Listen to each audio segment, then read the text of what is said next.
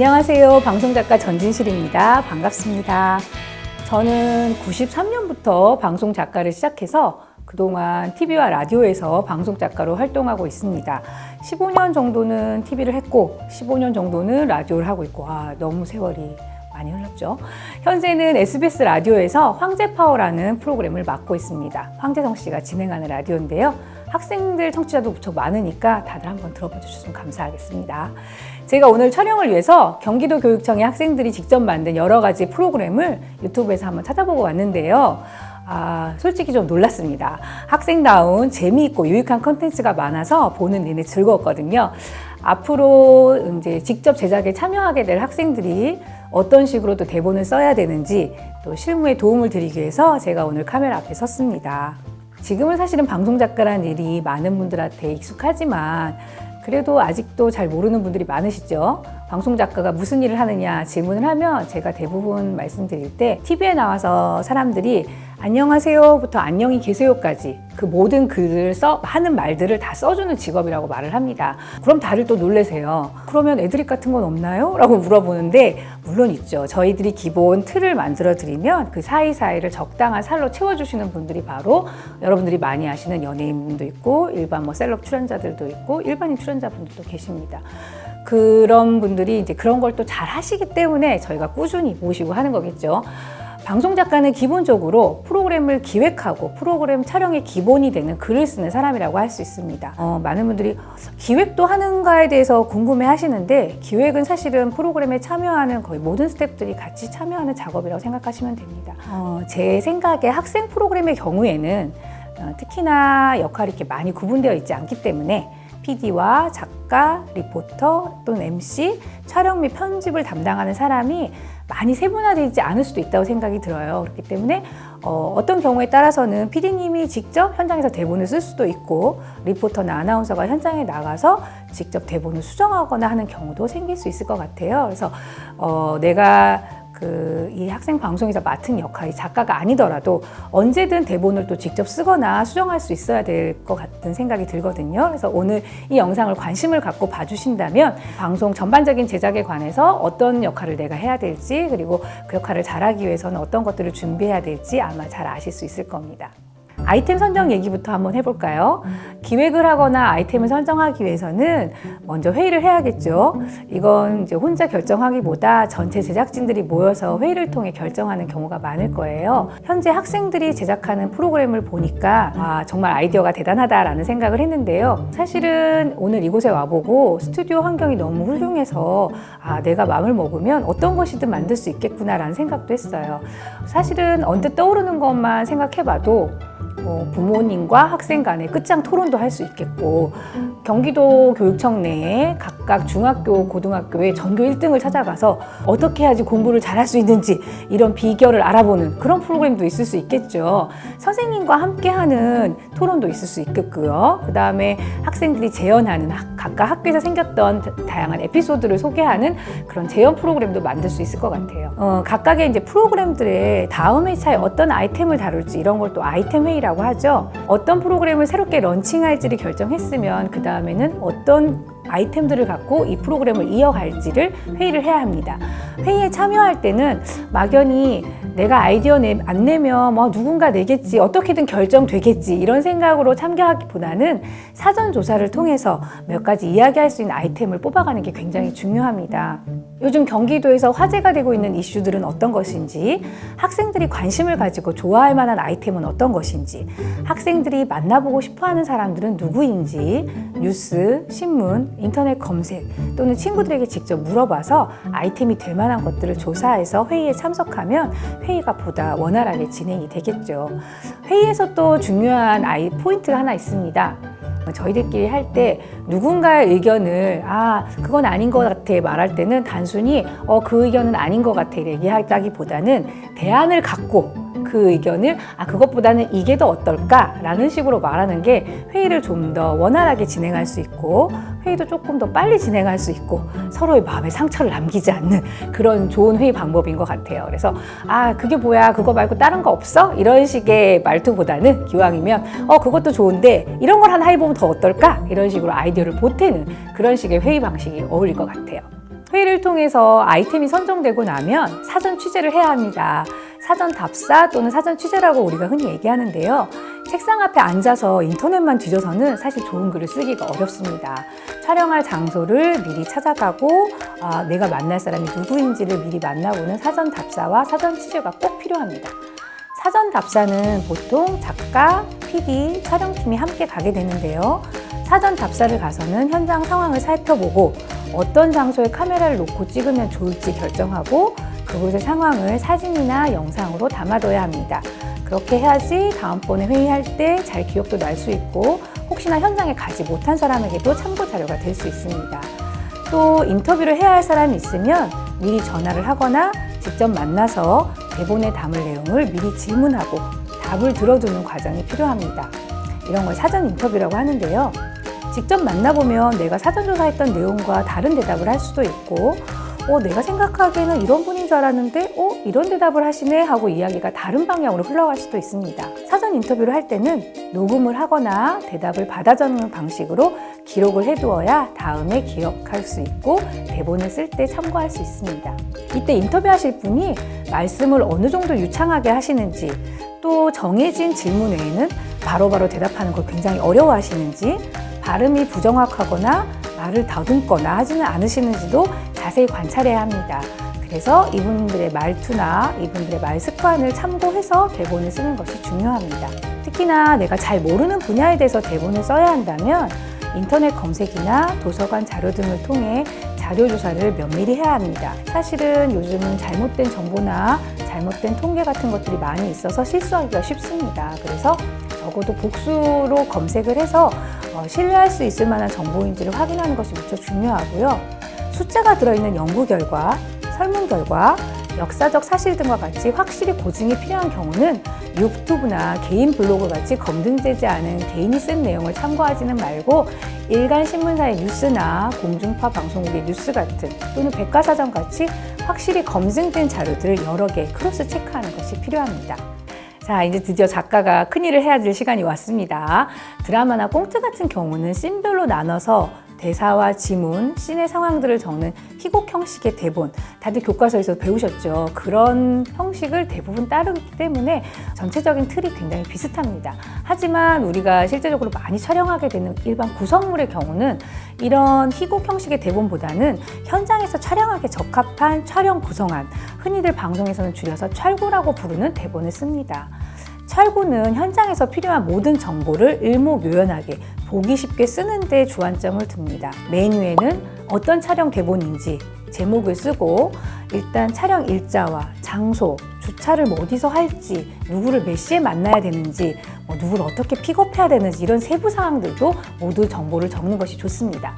현장에서 누가 연락을 주고받아서 만나야 하는지 그 사람의 전화번호 같은 것도 반드시 적어야 합니다. 그리고는 오프닝 멘트를 쓰는데 오프닝 멘트는 어디서 누가 어떤 식으로 카메라를 설치하고 어떻게 촬영할지를 적은 다음 아나운서와 리포터가 할 멘트를 적으면 됩니다. 현장에서 카메라를 각각 나눠서 어디에 어떻게 스케치를 할지 예를 들자면 카메라 2대는 인터뷰를 따고 나머지 2대는 현장에 스케치를 한다든지 이런 식으로 시간 배분을 한다든지 이런 것들도 정보를 촬구 안에 모두 적어야 합니다. 쉽게 말해서 현장에 나갔을 때 촬영 구성안을 들고 있으면 스태프들끼리 서로 다음에 우리 뭐 해야 되지? 이건 어디다 놔야 되지? 우리 누구한테 물어봐야 돼? 이런 거 질문을 하지 않고 촬영 구성안만 보고서 오늘 내가 어디서 어떻게 촬영을 할 것인지 어떤 멘트를 해야 하는지 알 수 있게 쓴 것이 바로 잘 쓴 촬영 구성안입니다. 현장 촬영의 대부분의 경우에는 작가도 직접 따라갑니다. 현장에서 돌발 상황이 생겨서 대본대로 촬영하지 못하는 경우도 종종 발생하고 그럴 경우에는 현장에서 직접 대본을 고쳐 써야 하는 경우가 많이 있습니다. 또한 최근에 많이 방송하고 있는 리얼리티 프로그램의 경우 정확히는 대본 자체가 없고 설정만 매겨 있는 경우가 굉장히 많거든요. 그래서 현장에서 모니터를 보면서 또는 출연자의 앞에서 카메라 옆에 앉아서 스케치북으로 다음 대사나 어떤 말을 하라고 지시해주는 경우가 많이 있습니다. 아마 여러분들도 각종 예능 촬영 현장에서 작가들이 스케치북을 막 들고서 다음 무슨 멘트 하라, 무슨 행동하라 지시하는 거 많이 보셨을 텐데요. 이것들이 현장에서 굉장히 바뀌는 상황이 많기 때문에 바로바로 정리해서 그 다음 상황을 지시해주기 위해서 하는 행동이라고 보시면 됩니다. 현장에서 순발력 있게 상황을 통제하고 정리하는 것도 작가가 해야 할 몫입니다. 대본이 너무 어렵거나 말이 어려워서 진행자가 잘 읽거나 외우지 못한다면 좀 더 쉬운 말로 바꿔주거나 길이를 조절하는 것도 작가의 몫입니다. 또한 진행자의 말투가 자연스럽지 못하거나 너무 빨리 말하거나 작가나 연출자가 시선 처리를 잘못하거나 끊어읽기, 톤 조절 등을 통해 보다 자연스럽게 말할 수 있도록 안내해 주어야 합니다. 대부분의 학생 방송에 출연하시는 분들은 일반인 아마추어의 경우가 많이 있잖아요. 그렇기 때문에 카메라가 익숙하지 않고 마이크가 익숙하지 않은 분들이 대부분입니다. 그렇기 때문에 어디를 보고 말씀을 하셔야 하는지, 말은 어떻게 해야 조금 더 자연스럽고 화면에 더 잘 나오는지를 스태프들이 자세하게 안내해 드리는 것이 꼭 필요합니다. 중간중간에 대본을 확인하면서 오늘 꼭 찍어야 하는 장면이나 스케치 장면들을 놓친 건 아닌지, 필요한 장면들을 빠뜨린 건 없는지를 중간중간 챙기는 것도 작가의 몫입니다. 촬영한 장면을 편집했을 때 자연스러운 흐름이 이루어질 수 있도록 미리 생각하면서 현장에서 체크를 해야 합니다. 인터뷰를 하거나 풍경을 스케치하더라도 중간중간 편집을 해서 그림을 넘기려면 인서트가 반드시 필요합니다. 인서트라는 거는 전체적인 흐름과 상관없이 중간중간에 들어갈 수 있는 그림들을 얘기하는데요. 이런 것들도 빠뜨리지 않고 꼭 찍으려면 작가가 체크하고 있어서 이런 인서트를 촬영해야 한다고 끊임없이 현장 스태프들한테 인지를 시켜주어야 합니다.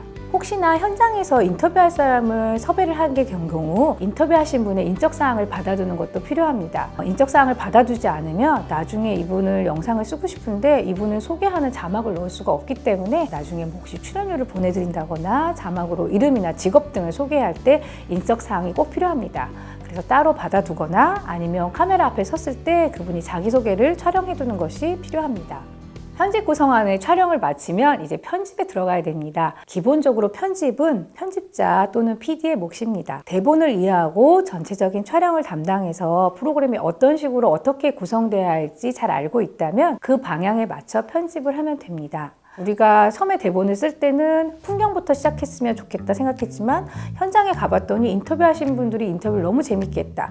다른 거 필요 없이 인터뷰부터 들어가도 괜찮을 것 같다. 뭐 이런 식의 회의를 해서 편집 방향을 결정하면 됩니다. 그런데 때로는 작가가 생각한 방향과 PD가 생각한 편집 방향이 맞지 않을 때도 있습니다. 이럴 때도 회의를 해야겠죠. 조율을 통해서 서로의 생각을 맞춰가며 편집을 하게 됩니다. 편집 구성안을 요구하는 분들도 있습니다.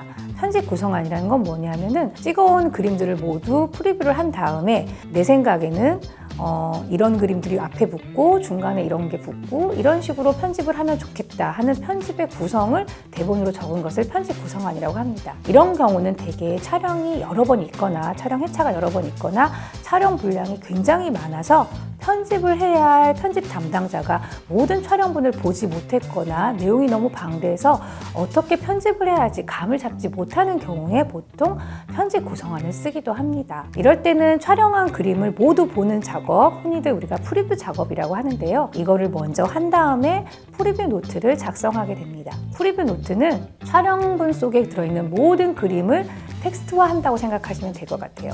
어떤 씬, 어떤 그림, 어떤 대사를 했는지, 어떤 그림들이 촬영 장면에 담겨 있는지를 순서대로 시간에 맞춰서 쓰는 것을 프리뷰 노트라고 합니다. 프리뷰 노트를 기본으로 해서 편집 구성안을 쓰기도 하는데요. 이런 작업은 사실은 굉장히 시간이 많이 걸리고 방대한 일이라서 아마도 제가 생각하기에 학생 프로그램에서는 하실 경우가 거의 없을 것 같아요. 하지만 일단 촬영을 하고 왔다면 그 촬영분들을 모두 프리뷰를 한번 하는 건 중요합니다. 어떤 그림이 담겨 있는지, 그 다음에 인터뷰를 했다면 이분이 어떤 방향으로 카메라를 보고 인터뷰를 했는지, 이것들 어떻게 붙이면 좋을지는 사실은 프리뷰를 하면서 가장 정확하게 편집 방향을 잡을 수 있습니다. 보통 1차 편집이 끝나면 자막을 시작하게 되는데요. 자막이 거의 제2의 대본이라고 할 만큼 굉장히 중요한 작업이 되고 있습니다. 사실은 화면에 있는 모든 정보를 자막으로 보여준다고 해도 과언이 아니죠. 특히나 유튜브 영상 같은 경우에도 얼마나 센스 있는 자막을 다느냐에 따라서 재미의 여부가 달라지기 때문에 자막에 많은 시간을 들이게 됩니다. 자막만을 위한 작가를 따로 두고 방송국에서는 자막을 쓰기도 합니다. 요즘은 대부분 자막 작가를 따로 둡니다. 자막을 보통 막내 작가들이 쓰는 경우가 굉장히 많았어요. 자막은 트렌드를 반영해야 되고 촌철살인의 대사도 필요하고 요즘 유행하는 밈을 이용해서 쓰는 경우가 굉장히 많기 때문에 연차가 어린 작가들이 자막을 많이 썼습니다. 자막 대본은 편집된 그림을 보면서 어떤 글씨체, 어떤 분위기의 자막이 들어갈지를 쓰는 겁니다. 그러니까 화면에 나오는 세세한 그림들 같은 것도 사실은 자막 대본에서 다 지정을 해줘야 합니다. 자막을 보통 나누면 말 자막이 있겠죠. 출연자들이 하는 말들, 잘 들리지 않는 말 또는 길게 한 말을 좀 줄여서 쓰는 말들 말 자막이라고 하고요. 코믹 자막 같은 것도 많이 쓰죠. 재미있는 분위기를 분위기 자막 같은 것들, 심리 자막 같은 것들도 많이 씁니다. 내가 입 밖으로 슬프다고 말하지 않았지만 자막으로 슬프다거나 공포 자막 같은 것도 쓰기도 합니다. 자막 글씨가 점점 좀 커진다거나 자막 글씨체에서 약간 무서움이 느껴지는, 이것도 사실은 그 심리에 관한 것이죠. 무서움을 느꼈다는 게 감지되면 자막으로 이 사람이 지금 무서운 상황이구나 라는 걸 알려줍니다. 상황 자막도 하죠. 누가 저기서 달려오고 있다거나 둘이 싸우고 있다거나 싸우는 중, 달려오는 중 이런 것도 친절하게 보통 자막을 달아주죠. 정보 자막도 있습니다. 정보 자막은 그 중요한 내용들, 정보와 관련된 것들, 내용을 정리해줘야 할 것들, 그런 것들 보통 하단에 또 자막을 쓰기도 합니다. 대본은 사실은 말로 표현되지만 자막은 글자로 표현되는 거기 때문에 맞춤법, 띄어쓰기 또는 비방용 단어들 오타가 나지 않도록 특별히 유의해야 합니다. 최근에는 특히나 유튜브의 경우에는 일부러 이렇게 틀리게 쓰는 경우도 굉장히 많죠. 밈의 경우에는 사실은 일부러 틀리게 쓰는 경우가 굉장히 많기 때문에, 하지만 학생 방송이니까 허용되는 안에서 비방용 단어 같은 것들은 잘 거르시고 자막을 쓰시면 됩니다. 프로그램의 마지막 과정은 시사 과정이 있습니다. 시사는 말 그대로 다 같이 그 프로그램을 한번 보는 과정이겠죠. 후반 작업까지 마무리되고 나면 프로그램이 완성되고 스태프과 관계자 그리고 지도 선생님 등과 함께 시사를 하시면 됩니다. 말이 시사라서 굉장히 거창하게 보이지만 사실은 현실적으로는 컴퓨터 모니터 앞에 앉아서 옹기종기 다 같이 그림을 보는 과정이 되겠죠. 시사를 하고 난 후에는 수정대한 사항들을 다 같이 의논하게 됩니다. 나는 이런 부분은 이렇게 고치면 좋겠다. 또는 여기 자막을 이렇게 바꾸면 좋겠다. 여기에는 음악이 이렇게 바뀌면 좋겠다라는 각자의 희망사항들을 얘기하게 되겠죠. 그러면 현실적인 과정을 거쳐서 수정을 마치게 됩니다. 수정을 마치고 그리고 마침내 업로드를 하게 되면 프로그램이 완성되고 대중들에게 공개가 됩니다. 지금까지 어떤 프로그램을 만들 때 어떤 순서로 진행하는지, 그리고 그 안에서 작가는 어떤 역할을 하는지 설명을 해드렸습니다. 방송사에서 프로그램을 만드는 기준으로 제가 설명을 드렸기 때문에 학생 제작진들이 만들 때는 이보다 훨씬 더 단순하고 간략하게 진행될 가능성이 높습니다. 업무 분담도 체계적이지 않을 수 있어요. 그래서 작가 역할을 맡은 사람이 PD를 할 수도 있고 촬영을 하시는 분이 PD를 겸할 수도 있습니다. 사실 이거는 어디에서나 많이 일어나는 일이고 요즘 같은 경우는 특히나 1인 미디어가 많이 환영받고 있기 때문에 내가 직접 대본을 쓰고 내가 카메라를 잡고 내가 편집까지 하는 경우도 굉장히 많이 있습니다. 제가 작가의 입장이기 때문에 대본에 가장 무게를 두고 말씀을 드렸는데요. 사실은 대본을 쓸 때 가장 중요한 거는 읽기 좋은 것보다 말하기 좋은 대본이 가장 좋은 대본입니다. 누구라도 쉽게 이해하고 촬영하기 좋아야 좋은 대본이라고 할 수 있습니다. 작가가 되고 싶어하는 분들에게 제가 늘 드리는 말인데 망설이지 말고 쓰라는 얘기를 제일 많이 해드립니다. 많이 쓰고 많이 실수하고 고치고 또 고치고 자꾸 쓰다 보면 분명히 대본 쓰는 실력은 늘게 됩니다. 머릿속으로 생각만 하고 쓰지 않는다면 아무 소용이 없습니다. 일단은 쓰시다 보면 내가 이런 부분을 잘하는구나, 내가 이런 부분은 좀 더 노력해야 되겠구나 라고 분명 알게 될 거예요. 여러분들 모두 열심히 방송 잘 만드시길 빕니다. 건투를 빕니다. 화이팅!